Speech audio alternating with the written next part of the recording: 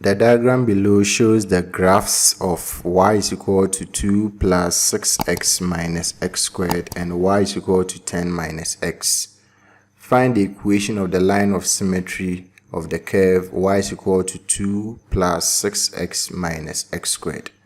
This is a multiple choice question, and so we will solve the question, and then after that we will pick the correct option. The question wants us to use the graph to find the equation of the line of symmetry of the curve y is equal to 2 plus 6x minus x squared.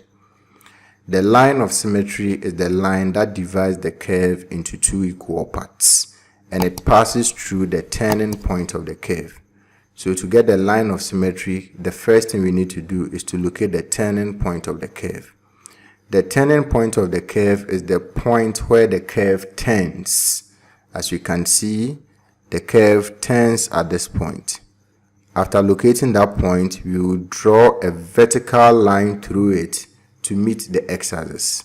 As you can see, the line of symmetry meets the x-axis at the point where x is equal to 3.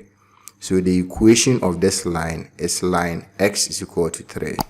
It means that the equation of the line of symmetry of the curve y is equal to 2 plus 6x minus x squared is x is equal to 3. The correct option is option A. X is equal to 3.